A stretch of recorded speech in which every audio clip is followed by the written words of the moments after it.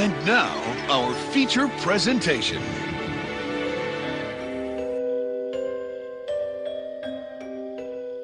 I like it spooky.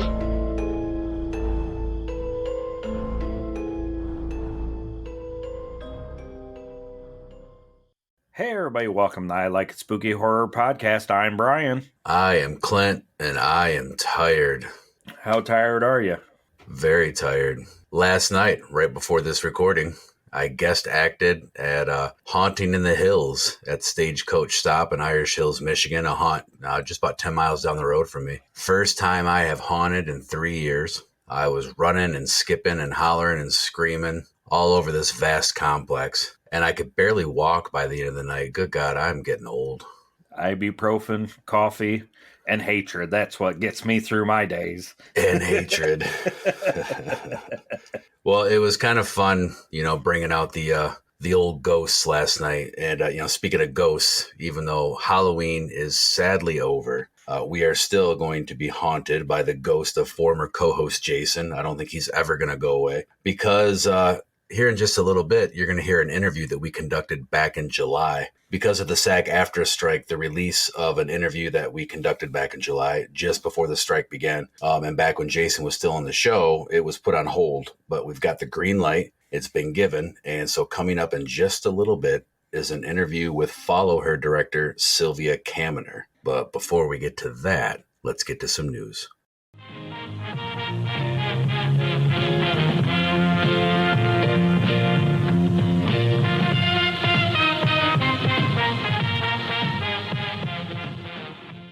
So my news this episode is there's been a leak. Terrifier 3 is coming to theaters, and it's a Christmas movie. What do you think of that? Oh. It'll be fun. I'm interested. Again, we've talked about, Terrifier and kind of the direction it's gone and where it might go. I really want it to take that turn back to the dark side and kind of go back to the darkness and directness of the original. And, you can't have Art the Clown in Christmas and go back to that. I don't think so. I don't know. We'll see. Ahead of Terrifier 3 teaser slashing into theaters on November 1st, the film's first official poster art has leaked online, leaving us with no choice but to confirm the news. Yes, Terrifier 3 is a Christmas horror movie. I kind of feel like we haven't had a new Christmas horror movie for a while. No, I mean, we talk about them on the show. We went through a string in the show where they were in like I Madman and Night of the Comet, and they're just kind of indirectly Christmas movies. So that is something. Is this going to be is it just going to take place during Christmas time so you see lights on a tree, or is it going to be Art the Clown blowing up Santa Claus? Well, is he going to have instead of a black trash bag? Is he going to have like a Santa bag full of crazy stuff to kill people with? Well, and also remember we talked about the mean one before, which is kind of the horror version of the Grinch, Art the Clown, what David Howard Thornton, portrayed in that movie. So now I still haven't seen the mean one. Now I really have to see it so I can look for similarities. So we've gotten some horror Christmas. It's just not been mainstream out to the theater. You got the mean one, and then there was the Killer Santa robot that was on Shudder, I think last year. I can't remember the name of it. I'd have to look it up. I could not finish that movie. Oh my God. I tried. Yeah, it wasn't great by any stretch of imagination. I finished it. It had so much potential, but it was like the dialogue was written by Quentin Tarantino. Like those people talked more than we fucking do. Yeah, it'll be fun. I would imagine it's not something I'm going to be able to share with the family. It's not be like, oh, let's go see Terrifier 3, kids. It's a Christmas movie. So what news you got? All right, so I saved this for here because on Spill the Guts, I report a lot of news 3 days a week, Monday, Wednesday, and Friday. And I really try to keep that as straight into the facts as possible. I try to keep my own personal criticisms or beliefs out of it. But this one's kind of got me a little pissed off, but I understand it. Okay, so recently there was the H45 convention in Pasadena, California. That was earlier in October, or was that late September? I forget. It wasn't that long ago. At that convention, there was a lot of convention-exclusive collectibles, artwork, all kinds of stuff. And Sean Clark worked with NECA to put out, I think it was 1,000 Tom Atkins Halloween 3 action figures. They used the sculpt from when NECA did the Night of the Creeps action figure. And it was a big freaking deal. And I found out they were going for like $60 at the convention. At first, you were only going to be able to get one per person, and then all of a sudden it went to two per. And then, of course, myself included, a lot of fans, a lot of collectors wanted to get their hands on this. It hit the market, the aftermarket, and the prices were jacked up. People were selling them for $700, $800 autographed, and you could get unautographed ones for $200, $300. I finally pulled a trigger a little while ago when I was at Scarefest. I went to buy one. That's a whole nother story. I wound up finding one online, and I don't care. I'll say how much I paid.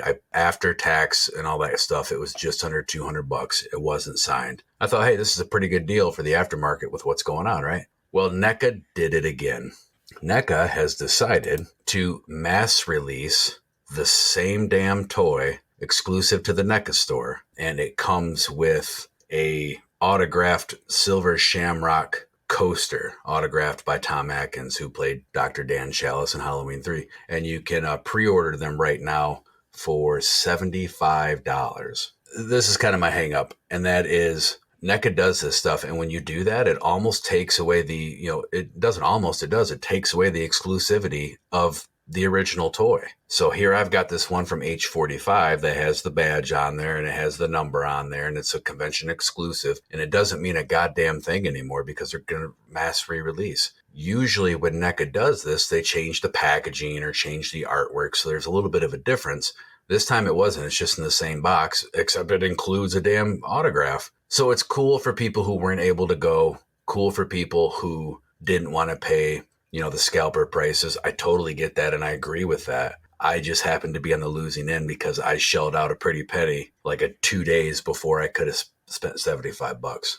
Now, do you plan on getting the other one and having both? No, it's funny. I was actually talking with Jason, and he asked me that, and I said no because it's the same toy. So I'm not going to pay $75 for something that I just paid just under $200 for to have two of them. I know it comes with the coaster, but I'll just go meet Tom Atkins and pay him to autograph it. I just did. My thought was you have the Halloween one, the H45 one numbered. You have the other one. So it's kind of a set. So down the road, would it be worth more if you had both of them to somebody that was a collector? Would they be like, oh, you got both? That's cool. I've been looking for the H45 one and this one, and now I can buy both from you. Perhaps. I mean, everybody's kinky, so everybody, it depends, I guess, on the demand or on the want and the need. But again, if it was different packaging, yes. But it's not. It's the same exact freaking toy. And I think that the coaster is probably going to be inside the toy. So are you even going to be able to see the autograph without opening it? I don't know. Like I said, NECA's done this before. I get it, and it's cool for people who couldn't get in on the action, on the ground level. But I just wish if you say it's going to be limited, leave it limited, because all they did was diminish the value of the original exclusive H45 toy. Yeah, when they did the Elvira and the Gizmo, they did Elvira autographed and the Gizmo autographed. Someone at Target had ripped the Gizmo box open, and in there was just a little card, like almost a business card size, if I remember right, that had Howie Mandel's autograph on it. And it was just in the box. You couldn't see it anywhere. It wasn't like it was in the window or anything like that. And I think those were $100, so $70's cheap. I mean, not cheap, but Elvira and Howie Mandel as Gizmo were going for $100 at Target, and Tom at $70 seems like a deal. I mean, to me, who the hell goes to Target and rips open NECA packages? Goddamn savages in this country, savages. I'd looked because I didn't know what the Halloween 45, the Tom Atkins, looked like, and the tag's cool with the numbering on it.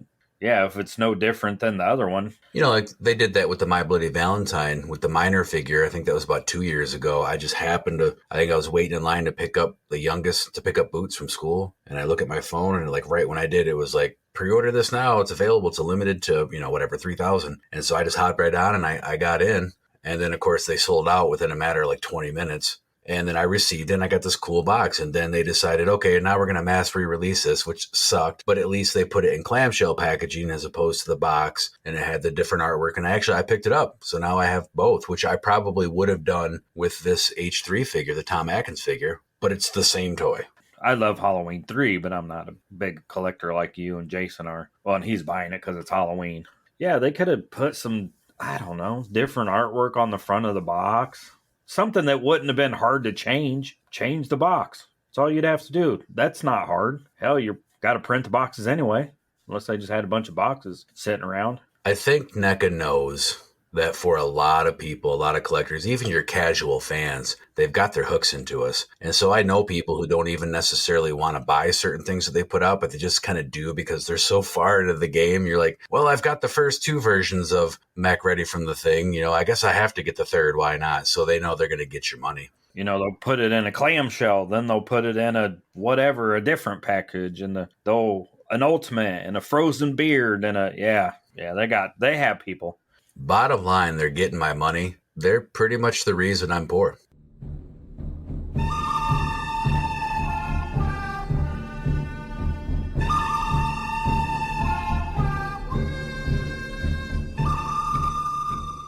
So on this episode of Why Are We So Poor, we're going to throw it over to Clint because he just got back from Scarefest and he has some amazing stories and spent a lot of money. So this is going to be his show. Sorry, folks, you're going to have to just listen to me babble the whole entire show. But there will be excitement in my voice, at least in my head. Okay, so I actually went to Scarefest, went down there with Ted and Heather from Ted's Marvelous Custom Gumball Emporium, split a room, tables next to each other. You know, it was really cool. Like his dad and his stepmom kind of lived nearby, so they came, so I got to meet them. I got along with them great. They bought dinner, so that was nice. I actually didn't spend a whole lot of money at the convention, but a lot of cool things happened. So first off, I started the show off and I went over and I met the Queen. And I had Adrienne Barbeau sign my NECA Fog action figure. It was great talking with her and I actually learned some things. I learned that she does the voice of the evil cat lady on Scooby-Doo Zombie Island, which I love that movie. I never even knew that was her. And then she also does a lot of like video game voiceover work. So that was cool, but I walked over to her table, and again, everything just got started, so there wasn't really anybody there. And I ran over, and I said, yeah, I had to come over and get your autograph and meet you before you got swamped. And her handler starts laughing, and she's like, haha, swamped. And I'm kind of like, what? And she's like, because she was in Swamp Thing. And I was like, oh, yeah, I meant to say that. Haha, dad jokes rule. Let's see. I went and met the OG Michael Myers. I went and met Nick Castle, had him sign my Evo, my Evolution of Evil, Young Michael, Old Michael action figures. I'd already had it signed by Will Sandin, who was Michael age, 7 or 8 in the original. So now that's complete. And I caught him Sunday morning. He was nice. I'm not saying anything negative, but we had just got there. He was tired. I was tired. It was just kind of, hey, great to meet you. How you doing? Hope the show is going good. Sat down, took a picture, and, away I went. So this is one of the exciting things. And I don't think I've told you this yet, Brian. Okay, so I got to go to a backstory. I think it was on the episode after we covered Maximum Overdrive, which I think is when we covered I Madman. I can't remember. We had all gone to Living Dead Weekend at the Monroeville Mall. This is 2 years ago. I told this story before, but there was part of it I've never told, and there's a reason. So Saturday at that convention, my ex-girlfriend and I went, and we took all the girls with us. So we had our 3 daughters with us. Saturday, I get everybody set up at the convention. And then I leave and I run to a gas station to get us all coffee, snacks, drinks, and everything. When I come back, the ex-old lady, Melissa, she says, you need to sit down. And I'm like, oh, great. I'm used to bullshit. So what happened? What broke? What went wrong? So I hand out all the stuff and I sit down and I go, what hit me? And she says, well, while you were gone, Greg Nicotero came over and bought a couple shirts. And I said, get the fuck out of here. And she's like, no, I'm serious. Greg come over and bought a couple shirts. He bought a Psycho shirt and the Necronomicon Book of the Dead shirt. And I was just like, oh, this is so cool. It sucks I wasn't here. She says, well, wait, this is the part of the story I haven't told. She said, well, wait, there's more. And I says, well, what could there possibly be? She said, he wants you to design a shirt for him. And I said, get the fuck out of here. And she's like, no, I'm serious. And, you weren't here. So I told him when you got here, I'd send you over. She said he really loved the simplistic design of most of your shirts. And so I was just floored. Didn't have any business cards on me. And I'm like, what do I do? She's like, well, just write your information down on a piece of paper. I have shitty penmanship. So I went through 4 sheets of paper. I'm like, no, that doesn't work. No, that looks like crap. No, you can't. So I looked at her. I was like, will you write this for me, please? She's like, oh my God. So she writes it down. I go over, introduce myself. He's, yeah, I love your designs. I'd like to have you make something. And of course, we're in the middle of a convention. There's people in line behind me. So I didn't try to monopolize the time and say, what do you want? I said, look, here's my info. I don't have a card. Get a hold of me when you have some time and we'll discuss what's going on and go from there. And that's when I got a picture with him, got his autograph and my Creep Show toy. I never told that part of the story because stuff like that, you never know if it's going to happen or not. So what's the point? I didn't want to this cool thing might happen like I do all the time. So fast forward to Scarefest. Greg Nicotero's there. Oh, wait, I got to back up. So just before I went to Scarefest, I came across a picture online of Greg directing an episode for the latest Creepshow Season 4 television series. And he's wearing the damn Psycho shirt that he bought. Now, mind you, it's been 2 years, and this was a recent picture.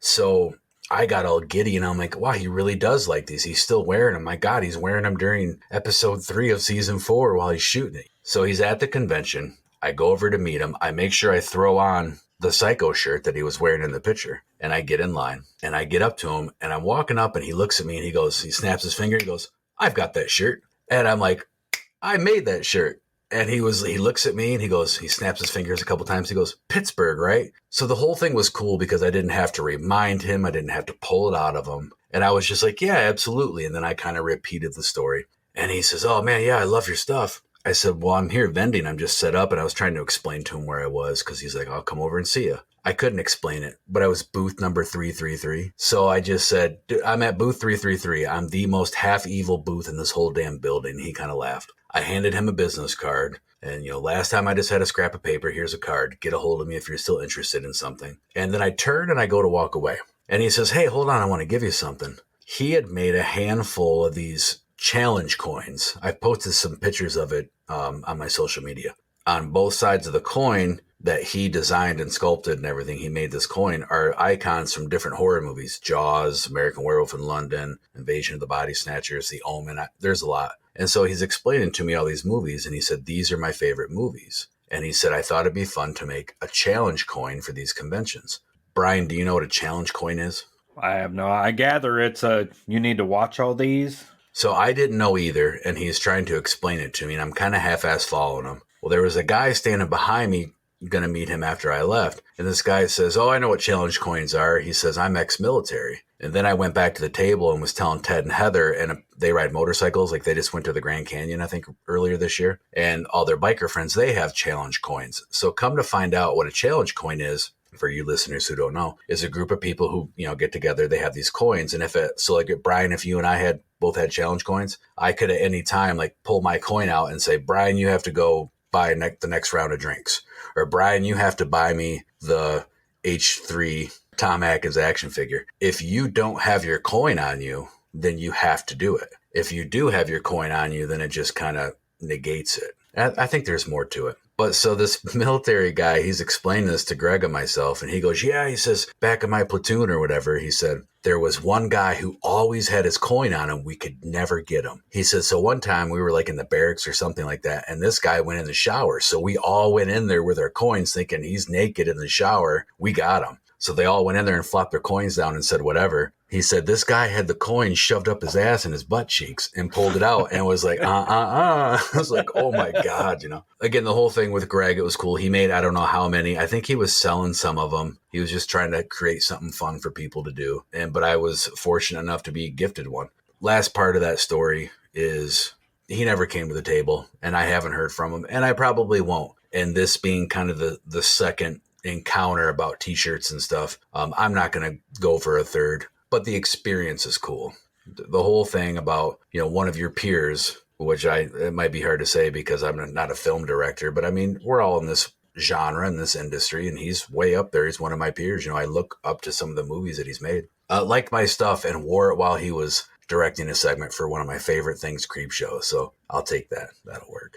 You might get a big order someday from, is he Pennsylvania? Yeah, he lives in Pennsylvania, I think. In Pittsburgh or by Pittsburgh. You might get a big order for 20 Psycho shirts one day for Pittsburgh, and you'll be like, I wonder who's ordering these t-shirts for the whole film crew or something like that, That'll have the director name on there, the Alan Smithy, so he doesn't know it's, so I don't know it's him. There was a lot of other actors that I wanted to meet there. I did well at Scarefest. I didn't do as well as I wanted to. Probably because I was sitting next to Ted. Ted and Heather sold all but 5 of their machines. They had a fantastic weekend. I'm so happy for them. People were eating up those gumball machines. But there's a lot of autographs I was going to get that I didn't. One of the things I decided to get was the H3 Tom Atkins figure. There was 3 of them. Come to find out 4 floating around at different vendors.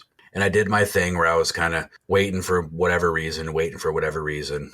I took Jason over. Jason and Tanya came and hung out. I took him over. We were looking at him. One was autographed for $300. And then there was two, come to find out, three for like $225 without an autograph. Jason didn't pick one up, but I took Ted over towards the end of Saturday, I think it was. Maybe, no, it was Sunday. And I showed him where they were. And then I went over to the Maximum Overdrive Green Goblin head, which is another really cool story, table. And then within 10 minutes, I decided, okay, I'm going to go back and I'm going to buy this figure. Ted ran over and bought one. I went over like 10 minutes later. They were all gone. I just missed out. I was kind of bummed, but on the drive home, I just found that the one I got on eBay for actually cheaper than what I would have paid at the convention. So I made out. I'm almost done, I swear. Not really, but this is probably the coolest part of my weekend. Believe it or not, it's hard to top the Greg Nicotero thing, but a guy by the name of Tim Shockey. Brian, you've talked about him before. He is the guy who found the Green Goblin head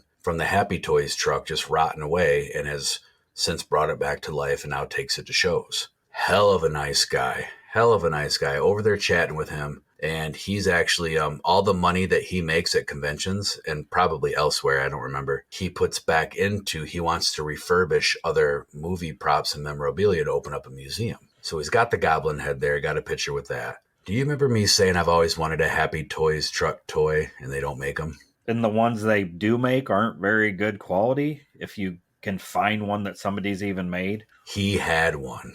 And it was immaculate. It was so fucking cool. It had a great display box. He had it outside of the box. He brings it up to the table because, I mean, he just saw, I was like, oh my God. And like the hood opens and it's, you know, the truck detaches from the trailer and it's got the hoses and the back doors of the trailer open. It was very well done. Very cool. Apparently earlier this year or late last year, they made like kind of a prototype. I can't remember how many, but it's not many, like maybe 100, maybe 300, maybe 50. I really can't remember. And they sold a few and he got a hold of one. He had just one. And I think he said they were going for like $125. That's what he paid for it. Pretty reasonable for what it is, actually. And I was trying to buy it off him. And he's like, no, it's mine. It's the only one. I kept pushing. I kind of felt a little Jason-y. And then finally he says, make me an offer. And I looked at him and I said, I'll be back here in a little bit. So I go back. And it was after I showed Ted where the H3 figures were. And I said, hey, I'm really interested in buying this. You know, like, what are you thinking? He says, no. He says, I'm sorry, but I don't want to sell it. He said, there's a few online. You can go on eBay and find a few. Well, he had told me that earlier in the weekend. And I looked him up and I only found one. It was in the UK. They wanted like $400 plus like $50 shipping. And it was just, nah. He grabbed my phone and put in a link. Apparently I wasn't typing in the right thing. And there was one online for about $180, which isn't too bad if they originally went for like $125. And I snagged that fucking thing up in a heartbeat. It is now sitting in my toy room, and I am the happiest toy of the Happy Toy truck owners. It is so cool, and it's never coming out of the box, ever. Do you know who made them? It's a 1 64th scale made by Western Star, which I don't know anything about them. It says DCP by First Gear, made by Western Star.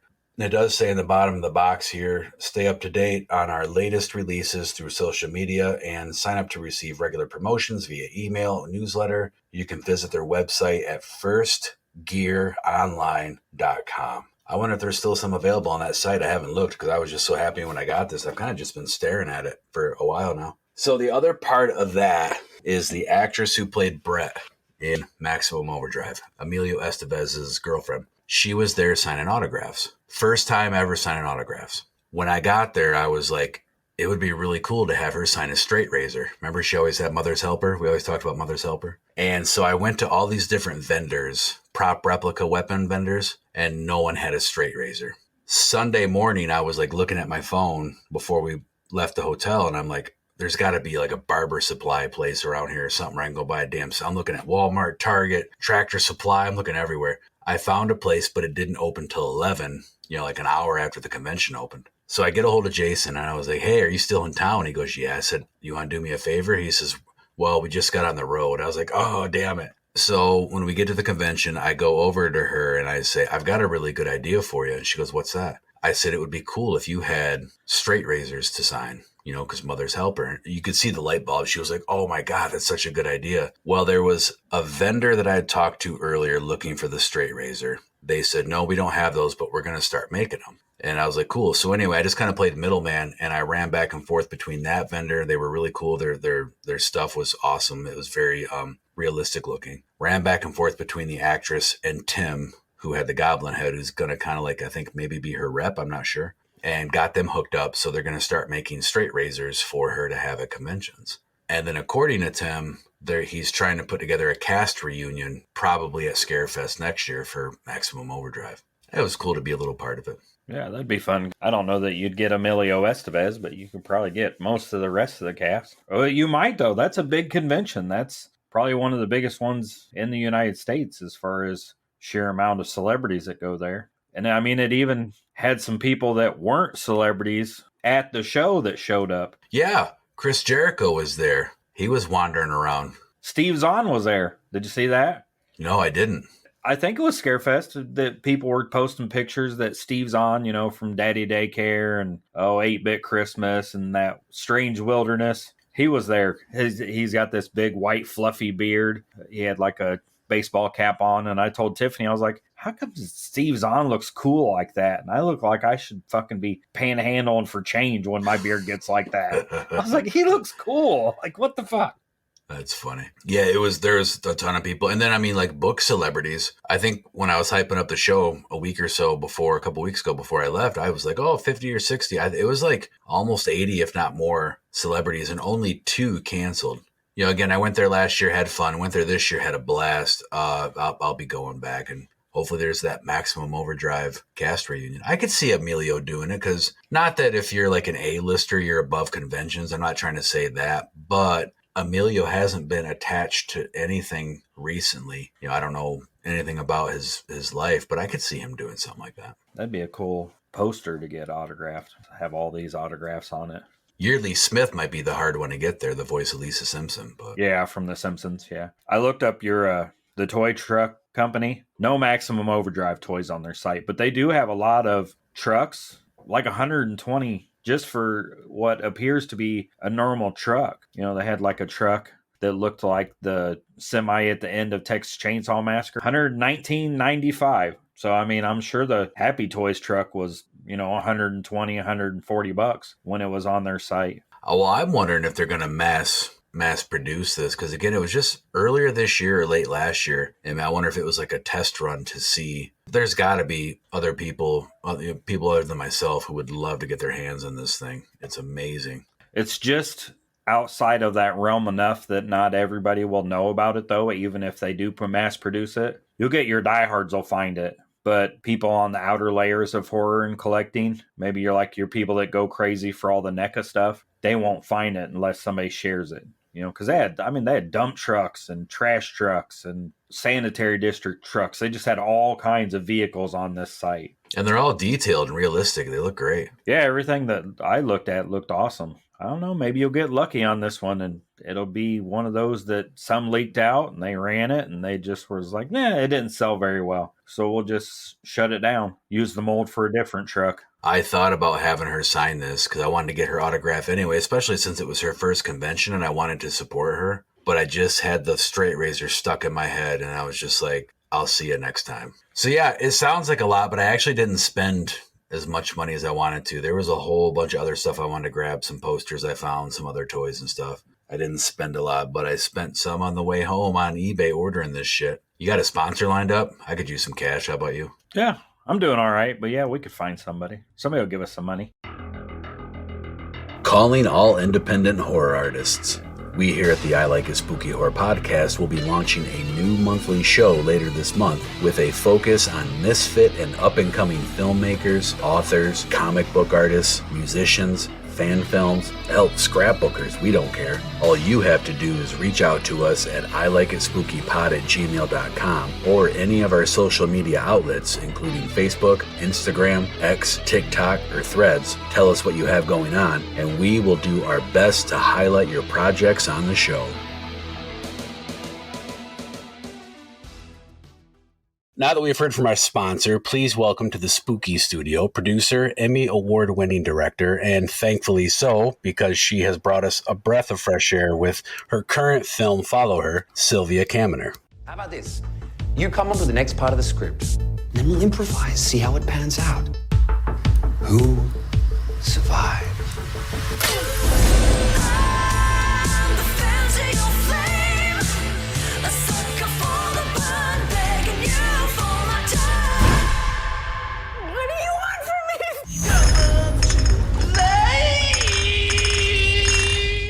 Hello. So nice to be here, you guys. Thanks for coming. Yeah, thank you for being here. We're actually honored to be among the shows on your current publicity tour. You mentioned early on in communications with co-host Brian here that we have a mutual friend in John Eisberg. Yeah. And I tell you what, from what I can tell, you and him are similar in your like workhorse ethic as far as promoting your projects. Trying. It's funny. I listened to John's podcast with you guys and I'm like, oh my God, I'm not doing enough. I literally was like, holy shit, I have to do more. Because, I'm a pretty aggressive, anything I want, I've had to fight for. Like nothing has ever come easy for me. Nothing has ever been handed to me. Nothing comes easy for me. That's just my lot in life. So I have to work really hard. And so like reaching out to you guys, especially in the indie world, you just have to work hard. And John's great at that as well. And he's so good at being on camera and making fun videos and stuff, which I don't typically do. I really like to be behind the camera. Talking is fine. John does talk a lot. In fact, we talked about it on the interview with him when I met him in Louisville last year. Yeah, him and I just talked and talked and talked. Right. So, Sylvia, I looked up your IMDb. And on your bio, it lists one acting credit in the 2011 short, I Love You, directed by John Gallagher. But the bulk of your extensive body of work is behind the camera, if I'm not mistaken. Your journey started in theater, correct? It did. Yeah. I started as a biochemistry major, going to find a cure for disease, cancer, and took a year off, traveled the world, came back and told my parents, I don't really want to do that. I want to do theater. I grew up in New York City and, my aunt used to take me to the third row center Broadway shows. And I started loving it from the time I was probably 7 and saw Yul Brynner deliver The King and I. And I was like, whoa. Yeah. So then I graduated from SUNY, State University of New York at New Paltz in theater. I love theater. I have unfortunately not done it in a while, but what I really loved about starting in theater is just how close you get to working with actors. There's so much more rehearsal in theater. So you kind of break through any kind of anxiety or nervousness about working with actors and breaking down the script. It was a great experience for thinking in beats and rhythms and actions for actors, as a way to direct rather than talking about emotion. So yeah, so I do value those years. I'm actually kind of jumping ahead of my little roadmap here, but you brought up rehearsal. With the film Follow Her,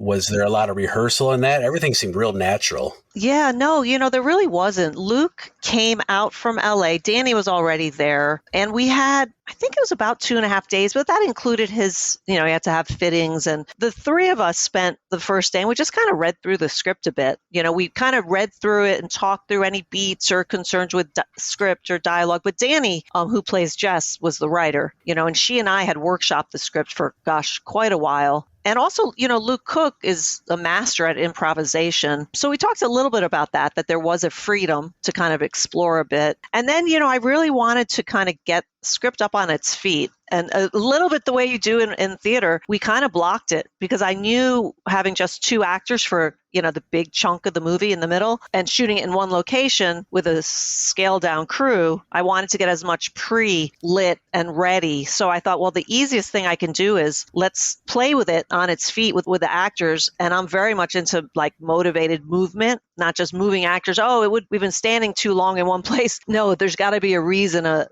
some momentum or something that helps an actor move across the stage or something. So that was kind of a process that we did. We literally spent like a day and a half, and that allowed me to also talk moments with the cast. Yeah, we just kind of went through, and then we, not to say that like nothing changed on when we were filming, of course things did, but so that was really, the extent of rehearsals. I kind of made sure I didn't talk too in depth about either Tom or Jess, the 2 leads, with the other present, because we kind of always wanted to keep the other character a little off balance. Not sure exactly, especially Jess.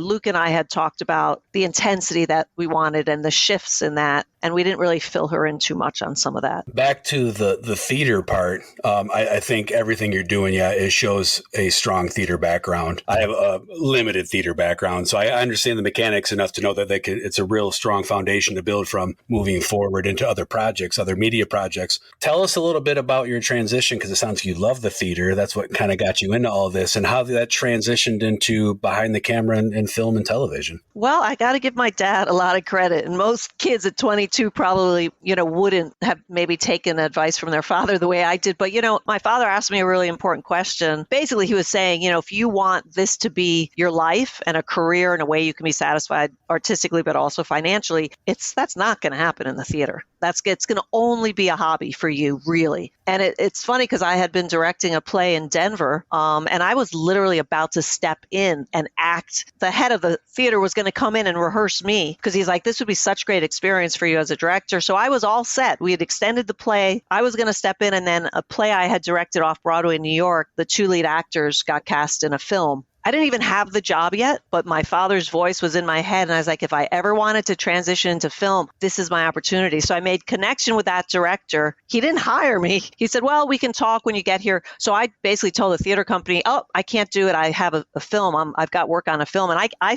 left Denver with a job ready to go to fly to, New York to see if I could get on this film. And I did. I ended up as a second AD on that film. It's a film that nobody ever saw the light of day. It never saw the light of day, but I learned a lot of what not to do, but because of that, I met, some PAs, which helped me then get on to big films and work with some of my heroes as a production assistant. I love hearing people's backstories because it is about talent. It's about drive, but a lot of it is about the old saying, it's not what you know, it's who you know. Yeah, that stuff those connections and networking are very important. Yeah. And especially because I knew nobody. I literally, my whole life, I thought, oh, you have to be born into that. Like, I was like, I could never work in film and theater. And it really wasn't until I traveled and I realized, like, well, you can get a degree. There is something you can do. Maybe I could. But that's why I left the theater, because I was like, who knows when I'll ever have an opportunity like this to actually be on a film set. It was a big gamble, but I wasn't concerned. I was like, I'm getting it. I'm going to get on that film. And it obviously seems like it was the right gamble, the right move to make. Again, you have now an extensive body of work. You are perhaps best known for 2011's Tanzania, A Journey Within, 2012's An Affair of the Heart, and the TV series Samantha Brown's Place to Live, to name a few. So I've got a couple questions. Do you prefer working in the television or the film world, or is it the same? No, they're so different. So the big thing for me has been, fiction versus nonfiction. I started in fiction, and that was my whole life. I was just going to do movie, fiction. I was producing, I was going to direct. And then my other great passion in life is travel. And I think travel is like in person's life, the more you can travel, for me, at least it's a more rewarding life. So an opportunity came up to mix my passion for travel with my passion for storytelling. And that's when I first started working with Samantha Brown. And it's so different because that's, a crew of 7. You're traveling, you're staying in hotels, you're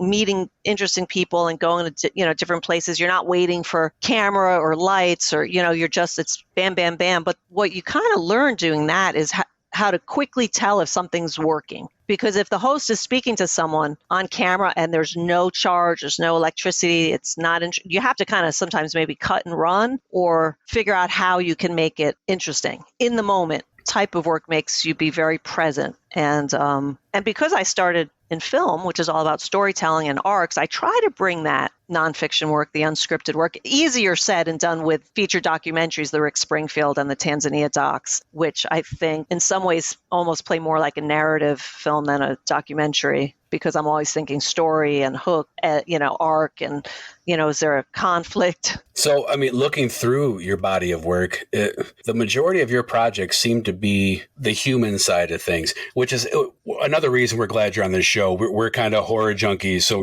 we're usually talking about mutant chainsaw Hollywood hookers and stuff, Right.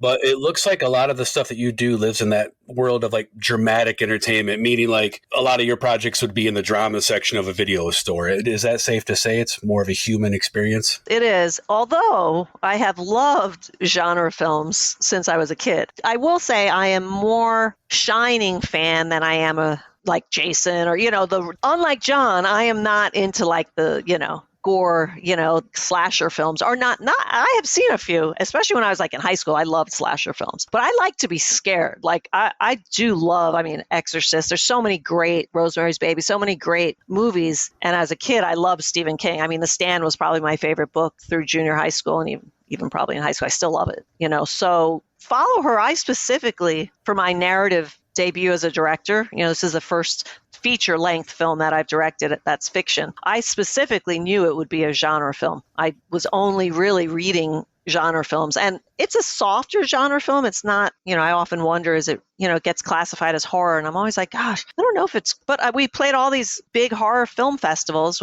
so I guess it's psychological horror, and there are elements of horror, but it's really more of a psychological or erotic thriller, and I plan to do more. The eroticism was definitely present, and again, I'm kind of jumping ahead, but what I thought was interesting was you covered so many taboos, and that erotic nature was very present, but you somehow pulled it off to where I would feel comfortable watching this movie with my two teenage daughters. It wasn't that there was very little nudity. None of it was gratuitous and erotic and I don't know, edgy, but still not, I better not let the kids watch this. I think that was definitely something I was going for, also because it was, like through the female lens. So really in the bedroom scene, it's Tom's body who's way more on display. He's the one that's sprawled, bare-chested. There's definitely that chemistry that they bring, and there is that eroticism and a little bit of fetish stuff as well. It's funny, the first script I got before, when I first read it, the script Danny sent me, in my opinion, was more of an NC-17. There was a lot more nudity, and I just felt it was unnecessary. Like it might have, and she was totally open to it. I think sometimes when you write a script, the way you write it feels maybe like more of it was going to be exposed and there was going to be more. But yeah, I think you don't. Yeah, like I said, I like Hitchcock. I like, you don't have to show everything. The human imagination to me is much stronger, especially with horror, with scares. To me is, make them imagine what's going to happen rather than show it and put it in their face. And I feel kind of the same way with the eroticism. I was going to ask, you kind of just answered it, but I was going to ask, with the majority of your work being more on the dramatic side, I was going to ask what attracted you to I would categorize it a horror thriller. It sounds like it's maybe the strength of the story that you were presented that attracted you to this project. It was. I love the big hook, the big surprise, which, when the lights come on. And which one? There was a few. There are a few. Yeah, I like that. And I knew I wanted something really current. As a filmmaker, we're all looking for something right now, very contemporary. And yeah, I love that it was, I didn't want to make a victim film. And Danny felt very much the same way. So I was like, whatever we do, she is victimized at times, but she isn't a victim. She is sometimes victimizing others. I liked that it would force me to learn more about social media, which I knew very little about when I started. And I liked that it was maybe not to condemn. I'm not out to I personally don't love social media, but hey, it's the way of the world. It's what we do. So I wasn't out to judge it, but I didn't mind the thought of at least making people maybe think a little bit about, first off, safety. Who are you trusting online? And then, our morals are important. And, when you're online, are you thinking about what you're putting out, and is it harmful? But we wanted to do that in a fun, non-judgmental way. And hopefully we succeeded. I certainly didn't want to make like a judgmental film that's against social media. Oh, no, I think it was relatable. And guys, I don't know if you'll agree with me, but we talk all the time, or other friends of mine that we discuss, like I personally don't care for social media either. If it wasn't for being in whatever outer realm of the media world that we're in, you have to be. And Sylvia, like you said at the beginning, we were talking about John, you have to constantly be present. The attention span's like 8.5 seconds, I think. Watching the very beginning of this film, it was so relatable because I don't think any of us are trying to be influencers or social media stars. We are trying to get attention and get those likes and get those follows. And so I related with what she was attempting to do. I also find it with texting, it's so easy to cross a little line. And once you cross that little line, you're like, oh shit, I'm how do I go back? But then I have to it's like this very slippery slope. It's because it's so impersonal. It's also easy to be nasty and to say things and that you normally would never do online. Like you wouldn't write a letter to somebody and say some of the stuff that you feel like people feel sometimes they can say online. Yeah, it's the world we live in. And now there's like all these new social media platforms. I'm like, oh my God. We have a girl that does our, Melanie Hall, who does our social media. And she's like, okay, I just signed you up for it. I'm like, what? Like Instagram's new Twitter? I'm like, oh, fudge. Like, I'm like, oh, she's like, do you want me to get you up there? And I'm like, oh, do I have to? If you want to master the art of unsending a message, get with Brian here after the show. He has mastered the art of unsending messages. Yeah. Okay. Yeah. You might have to fill me in. I think a lot of the stuff that you're talking about with this movie is you go back to the slashers of the 70s and 80s. Mm-hmm. And you say, I wouldn't do that if I didn't have social media. A lot of those kids wouldn't have done that if they weren't away at camp. Right. So true. They wouldn't have done drinking and sex and drugs. Right. And I feel like this movie will be some of those movies from that time period where you go back and you remember going to camp as a child. People in the future will come back to this movie and be like, I remember when social media was like that. Wow. And there was OnlyFans and there was TikTok, because it'll change. In 10 years, we won't be where we are today. And people will be able to go back and look and be like, you remember when people were doing that stuff? Wow, I hope you're right. And you probably are. That's interesting because I feel like it's here to stay. But you're right. It's always changing, always changing. And the more, especially with like VR and, oh gosh, remember that Google Glass thing? Like, I'm so glad that kind of didn't work out. But yeah, so that's interesting. And I used to love those camp movies because I went to camp. I grew up in New York City. So every summer, we would go to Fire Island. I'd go to camp, every day. And well, I tell you what, I have to be honest, when I saw the trailer, when I first saw the trailer before I watched the film, my initial reaction, besides you could immediately tell visually that this was made by competent filmmakers, but my first reaction was, oh, this is going to be one of those like pretty white kids with problems type of movie. Right. And I tell you what, I was dead ass wrong. Oh, well, good. Cool. Like I say, clearly it's evident from the get-go this movie was made by competent filmmakers. But in addition, and you've kind of touched on it a little bit, but you were blessed with a solid cast, in particular the two leads, Jess, played by Danny Barker, and Tom, played by Luke Cook. They have such great chemistry and like beginning to end shining moments. How much of that was your direction, or were their interactions, natural like they seemed? Yeah, I mean, the one thing, as the director of this film, I had a couple not concerns, but things that I knew this film would live or die by. And I knew because I didn't know Danny's work, and this was her first feature as a writer and also as a star, and I had only seen a little bit of her work. This comes from, I'm going to detour for a second, this comes from her life in a sense. I don't know if you guys probably don't know this, but 12 years ago approximately, she had a YouTube series where she took crazy jobs she found on Craigslist and filmed them secretly to then edit and put on her YouTube show. And her first episode, she got tickled for an hour for, it was either $25 or $50. So that gave me, at least I'm like, I don't know Danny's performance, but I know this is coming from a real place from her. I had a really good feeling from her that she was going to deliver. But I knew, holy cow, like we need an amazing actor to play Tom. And if they don't have chemistry, there's no faking it on something like this. Like they have to have chemistry, and he has to have the intensity, he has to have the charm, but also like, Nicholson in The Shine, like he has to have moments where you're just like, oh my God, he's capable of anything. So a lot of that I would say they brought. And then, my DP and I, who's a brilliant DP, Luke Geisbuehler, he's done a lot of narrative stuff, but he also does Sacha Baron Cohen's films. So, he did Borat and The Last Borat. And so, he and I really collaborate so well together. We've worked together for a while. And so the way we shot it and the framing and the close-ups and we tried to really bring some of that, especially like the first scene in the park. We really wanted those longing moments where they're studying each other's faces while one's talking. We're maybe watching the other one. So some of it was in the shooting and in the editing, but they also had to bring that natural kind of spark, which thank God they did, because like 50 minutes of the movie is them. And you have to believe, it's funny, you have to believe that she would follow him. And we do a little bit earlier, we know she's got kicked out of her apartment. We know she's really struggling and wants to make it, and she needs to have a compelling video to put on her show. But if he doesn't have that charm and isn't good looking enough without being too pretty, because then it's unbelievable, it's like bullshit. She wouldn't follow him. And we still got, it's funny. I'll tell you one quick story. When I very much believe in, before you lock a picture, share it with people you trust, and not just filmmakers, smart people who like the types of movie you're making. And so I shared a rough cut of the film, more than a rough cut, but with maybe 15 people. And the only people that ever came back and said, I don't know if she'd go with him. And this is, had we done, I don't think we've had the third act in yet, but we're men. The women, no one else was like, oh, she wouldn't. And it was a few men, and they were probably in their 40s or 50s. And I'm like, oh, they're like visualizing their own daughter or their wife or their girlfriend. And they're like, oh, would she go? And it kind of freaked them out. The harsh reality is, in today's world, yeah. I mean, I used to hitchhike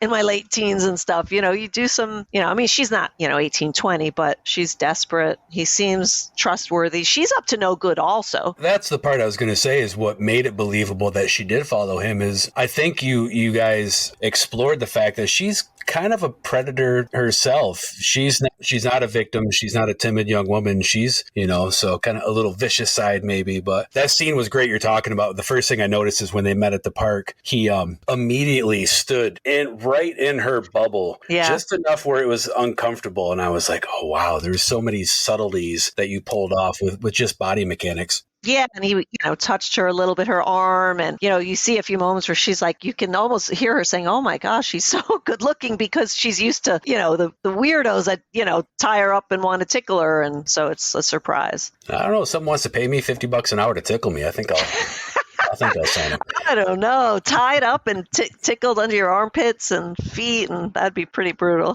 for me.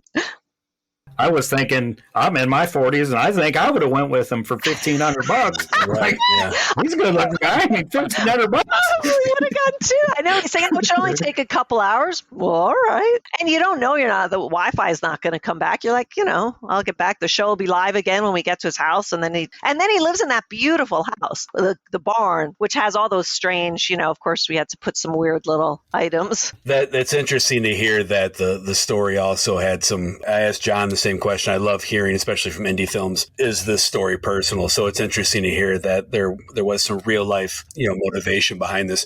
So Follow Her is very aware of itself, very meta, and also like we're discussing right now, like Tom, when they're writing the script of the movie, and Brian, I thought of you when I heard this. He says the line, "This is very much like an onion. It's loaded with layers to peel back," and that's what this film is. It is loaded with layers. Well, cool. Hopefully, we were trying to throw some little kind of things in there that maybe you might not even all pick up, a couple hidden things. Well, that's what's great, too, is actually there were so many subtleties and so many layers, and the story was so strong that I think you could go back on a second or third watch and maybe pick up on a couple things that you skipped over or might have missed. Or there were so many moments throughout the film also that turned norms and me on their heads, such as when Jess was reading the first few pages of the script, for example. That moment was what you would normally see at the end of a movie to tie it together or explain it. Was the intentionality of moments like this throughout the film just completely flipping established algorithms? Was that kind of front and center to switch things up like that? Kind of. Yeah, to take maybe the norms and throw them out, swap them and move things around a little bit. And like you said, also be aware, we poke fun at ourselves, when he says things like, the audience is getting bored, we have to do something, so it's all that kind of stuff. And yeah, and it's funny that her reading that script, that was probably the scene that I kept coming back to and re-editing it and trying to think. And I was like, I don't know why, but that one took a lot of work figuring out even the look of it, because the colors changed and then she's flashing and you're seeing these unusual shots of him, and because it had, we needed right there, you kind of really establish, oh, okay, we are in a horror film kind of, and what's coming up, and you don't know what to expect because you're like, wow, this is all about her. Well, that was how I viewed it, that was the beginning of the second act, and that you're correct, that is when I noticed the horror elements, or even a little bit later on when she escapes or is let loose from the house. And that's when you kind of had that stalker moment where actually, Jason, I thought you might have enjoyed that part of the film. It had that very kind of Michael Myers chase through the woods. She's got an axe in her hand type stuff. Great that you incorporated those elements. If you guys are into that, like when he says, I'll do the slow walk after, making fun of, the killers are always, they do that kind of slow walk. Yeah, there were so many times where I was kind of taken aback by knowing what was actually going on. So at first I thought, I'm like, okay, Tom's the bad guy. And then after a while it kind of flips and I'm like, oh, wait a minute, is Jess going to take him out?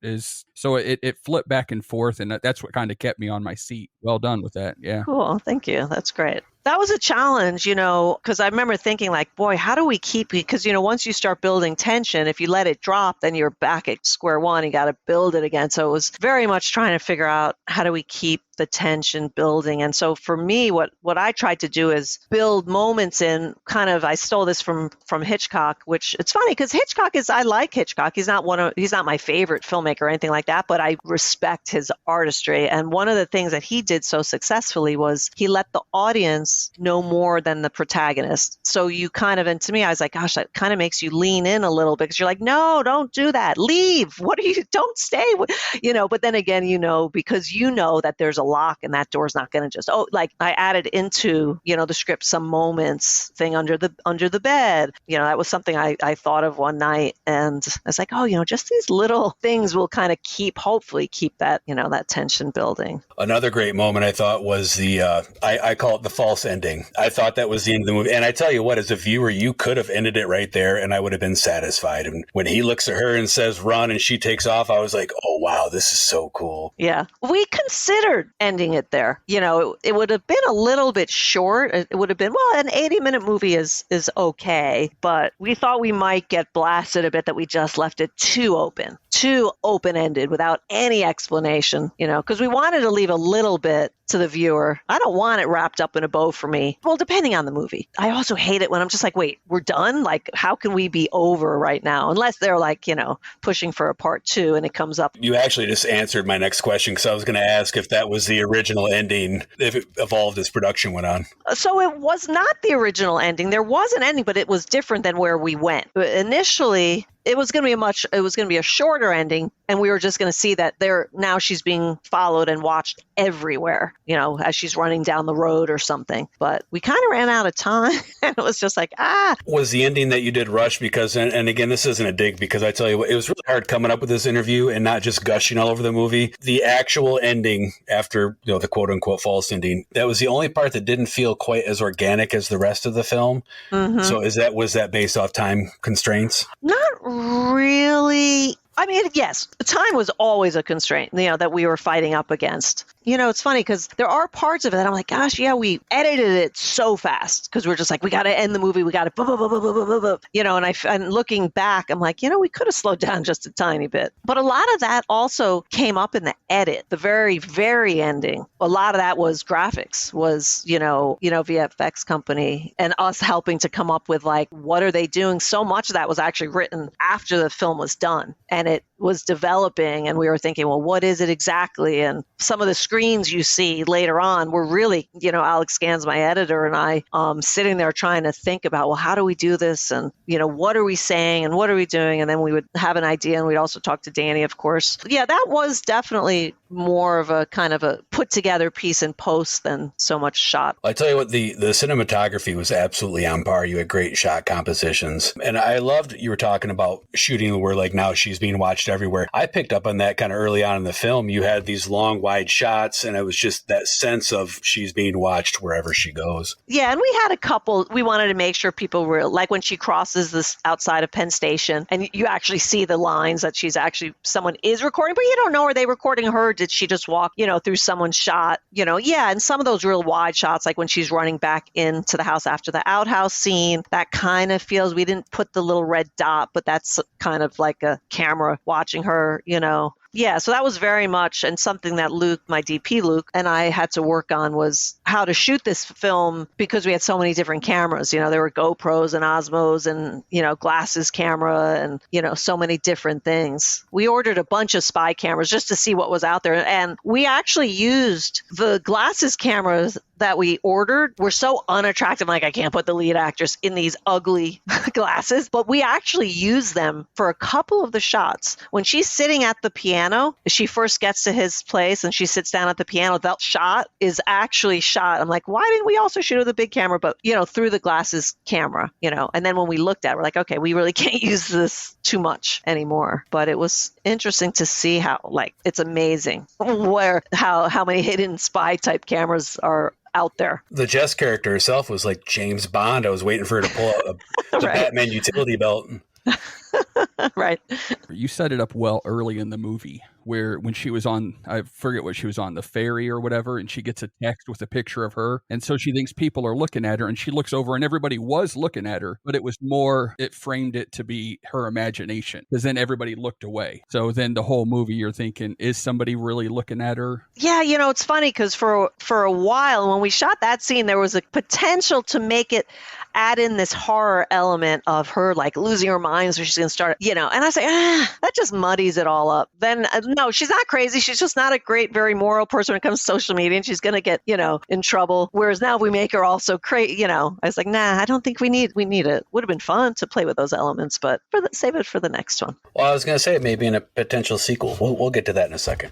I'm assuming this was partially filmed in New York, or was it entirely filmed in New York? It was entirely filmed in New York. Upstate New York, that barn was in Saugerties. So Saugerties, Woodstock, that area is all the country. When she leaves from Penn Station, everything else is up there. And then she comes back at the end after the run. And that was all Brooklyn, mostly Brooklyn, some of it Manhattan, even one scene in Staten Island. Well, and we filmed on the Staten Island Ferry, which was one of the only public transportation things that we actually had a license to, a permit to film on, subways and train stations, trains we kind of stole. Well, and that's the reason I ask that is, stalking you. I felt like the antagonist in your movie stalking you in preparation for this interview. I saw our native New Yorker, New Yorker, I said New Yorkan, and have since moved to Florida. And I noticed that you had the line in the movie where it was a great line where it was, no one can live in New York or afford to pursue their dreams. And so I didn't know if that was a comment of I'm out of this place. It's so tough to get stuff done here. So funny.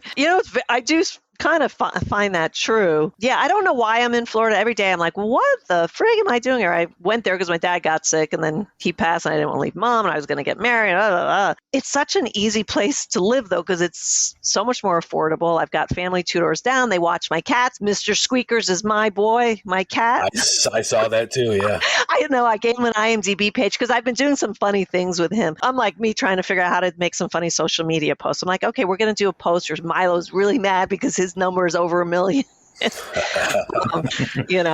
And he's a character. Yeah, he was the hardest actor in the movie was my cat. The most demanding. He needed his own trailer. Yeah, the one that caused me the most stress. My daughter was more worried about Mr. Squeakers than Jess. To me, that was such an important thing. It made her more likable because, first off, I will never hurt a cat in the movie. I love cats. I'm like, no. She becomes so much more human and likable that she's more concerned about Mr. Squeakers and herself at that moment. And those big eyes. Well, good. I'm glad to hear that, Jason.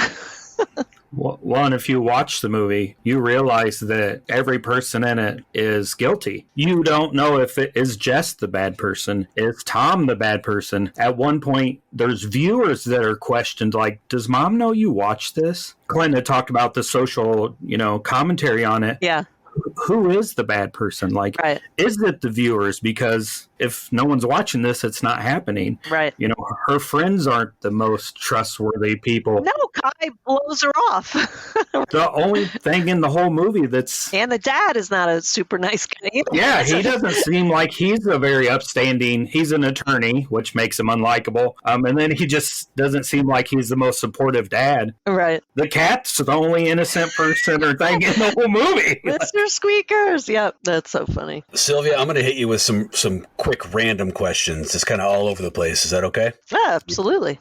You ready? I am. The clown mask at the end. Was that made from a cancer mask? I know it's an odd question. Wow, no. So I knew that clown mask was so important. And it was probably like 3 or 4 days before we started filming the second part. Like we filmed the stuff with Luke first, and then like a year later, we filmed everything else. We were just about to shoot within like 3 or 4 days, the scene where the clown, the clown shows up outside. And I was like, God, we need the right, I don't want to just this clown from It, or like, I didn't want a clown that we'd seen before. And I was on Instagram and we were looking at potential locations, and I went to this like art gallery. That mask was there at this gallery. And so I spent I didn't go to sleep that night searching for the guy, and I found him, and he ended up playing Quasi Queen, the guy that wears and he plays one of the other influencers watching. That's his mask. So no, it was already created. I was like, dude, I have to use your mask in my movie. And to make sure he would give it to me, I gave him a part in the film. Oh, it was a stunning mask. It was a great look. Oh my God. Yeah, I wouldn't have, I don't know what I would have done if he'd said no. I was so I'm not doing this without that mask. I asked if it was a cancer mask because my father passed away from cancer in 2013. And I used to run a haunted house, and he had that same, and it flared out, and it was netted like that. And it was basically for when they,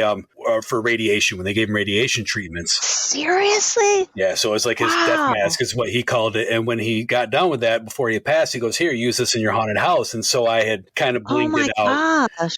Was that brain cancer? Was he getting brain scans or? No, well, yeah, actually towards the end it did go up. He was having seizures and stuff. I'm sorry. Yeah, cancer sucks. The construction of that mask has just stuck out to me. But wow, that I had not heard of something like that, but that's interesting. Random question number 2: is the feet tango a real project, or is that something that was developed for this film? We just did it for this, and the sets of feet you see are the production designer and the second AD, who was like my assistant for years, a dear friend Wesley, and Noah is and that's them. That's their feet. I'm like day one, I was like, okay, guys, this is what we need, and they both had nice feet. So we're like, okay.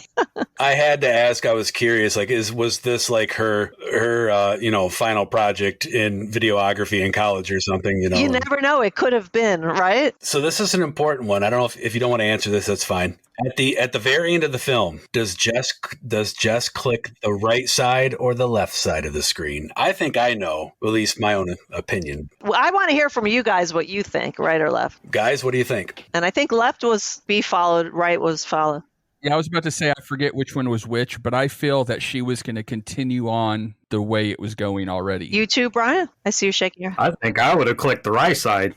That's just my personal. I would have been like, no, I'm done. I'm done. Yeah. Yeah, I can't live this life where I'm being followed. Right. And like I said before, then you have to do it to someone else, and it's her friend. Well, it was her friend that blew her off every time. Well, and that's why I said right or left, because I didn't know how much spoiler you wanted me to give away. But we might have to say big spoiler. Maybe we can add that in because this is a huge spoiler. The one side, which I believe was the left side, was to basically stay. Yeah, and that was where she would become a filmmaker in this, I kind of like, screw my friend, I'm going to become this filmmaker, become famous. Or she clicked to the right, it was save her friend, keep what I got going on, and I'll try to survive it, which would kind of be like the good guy, the white hat thing to do. And I'm watching it, and I'm watching her eyes, and her eyes, I believe, went to the right of the screen, but she got that smirk. And again, I picked up throughout this whole movie that she was more like Luke than maybe Luke was at times.